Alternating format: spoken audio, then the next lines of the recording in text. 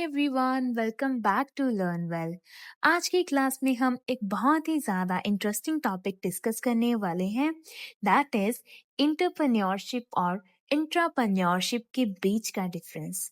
ये दोनों वर्ड्स सुनने में सिमिलर से लगते हैं, लेकिन इनका मीनिंग, ऑनरशिप और रोल बिल्कुल डिफरेंट होता है। तो चलिए स्टेप बाय स्टेप समझते हैं। सबसे पहले बात करते हैं डेफिनेशन की। एंटरप्रेन्योरशिप का मतलब होता है एक नए बिजनेस को स्टार्ट करना, उसे मैनेज करना और अपने रिस्क पे चलाना।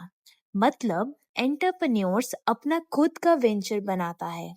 वहीं इंट्राप्रेन्योरशिप का मतलब है एक कंपनी के अंदर एंटरप्रेन्योरियल एक्टिविटी करना, यानी एम्प्लॉय अपनी एक्टिविटी और आइडियाज के थ्रू कंपनी के लिए नए प्रोडक्ट्स या फिर प्रोसेस बनाता है। अगर इसके एग्जाम्पल की बात करें इजीएस्ट वे में समझने के लिए, आप एलोन मस्क को ही सोचिए। उन्होंने टेस्ला और स्पेस एक्स खुद स्टार्ट किया, दैट इज एंटरप्रेन्योरशिप। लेकिन अगर एक आईटी कंपनी का एम्प्लॉय नया सॉफ्टवेयर फीचर एक डिजाइन करे कंपनी के अंदर, वो क्या है? इंट्राप्रेन्योरशिप है। सेकंड बेसिस है ऑनरशिप। एंटरप्रेन्योर्स अपना खुद का बिजनेस ऑन करता है, उसके पास पूरा कंट्रोल होता है। लेकिन इंट्राप्रेन्योर्स के केस में ओनरशिप नहीं होती है, क्योंकि वो सिर्फ एक एम्प्लॉय रोल में होता है। बिजनेस की ओनरशिप कंपनी के पास ही रहती है। थर्ड है रिस्क बेयरिंग। अब रिस्क बेयरिंग एंटरप्रेन्योरशिप और एंटरप्रेन्योरशिप में कैसे रिस्क बियर किया जाता है? एंटरप्रेन्योर अपने बिजनेस का पूरा फाइनेंशियल रिस्क उठाता है। अगर लॉस होता है तो उसकी जिम्मेदारी एंटरप्रेन्योर की होती है। एंटरप्रेन्योर के केस में रिस्क कंपनी उठाती है। अगर आइडिया फेल भी हो जाता है, लॉस ऑर्गेनाइजेशन का होता है, इंडिविजुअल्स का नहीं। Fourth is resources. एंटरप्रेन्योर्स अपने रिसोर्सेज खुद अरेंज करते हैं, जैसे कि finance, man power, raw material, technology, सब कुछ वो खुद मैनेज करती है। लेकिन एंटरप्रेन्योर को ये सब सोचना नहीं पड़ता है, क्योंकि वो कंपनी की ऑलरेडी अवेलेबल रिसोर्सेज का यूज करता है।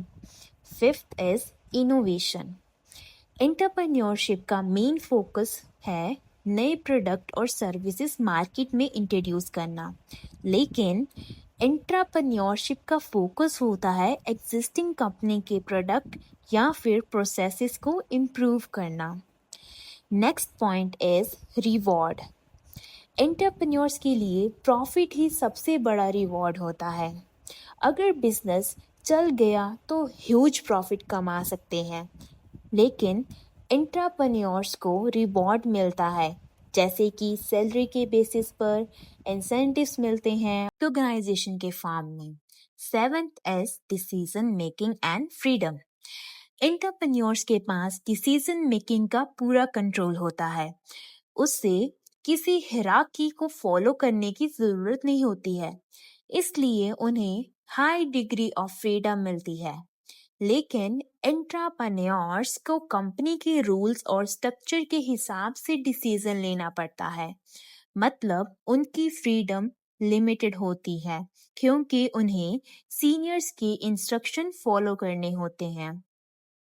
Last point is objective. अब एंटरप्रेन्योरशिप और एंटरप्रेन्योरशिप का ऑब्जेक्टिव क्या होता है? एंटरप्रेन्योरशिप का मेन ऑब्जेक्टिव है अपने बिजनेस एस्टेब्लिश करना और उसे ग्रो करना। लेकिन एंटरप्रेन्योरशिप का मेन ऑब्जेक्टिव होता है कंपनी की ऑर्गेनाइजेशनल परफॉर्मेंस इंप्रूव करना और मार्केट में कॉम्पिटिटर्स को फेस करना। सो स्टूडेंट्स, आई होप आपको क्लियर हो गया होगा एंटरप्रेन्योरशिप और एंटरप्रेन्योरशिप के बीच का डिफरेंस। दोनों ही अपनी जगह इक्वली इम्पॉर्टेंट है। एंटरप्रेन्योर्स नए बिजनेस क्रिएट करके इकोनॉमी को ग्रो करते हैं, नए जॉब्स क्रिएट करते हैं, और एंटरप्रेन्योर्स कंपनी के अंदर विजन ले आते हैं, जिससे ऑर्गेनाइजेशन की परफॉर्मेंस इंप्रूव होती है। अगर आपको ये वीडियो हेल्पफुल लगा हो तो इसे लाइक ज़रूर करें। अपने दोस्तों के साथ शेयर जरूर करें और मेरे चैनल लर्न वेल को सब्सक्राइब करना ना भूलें।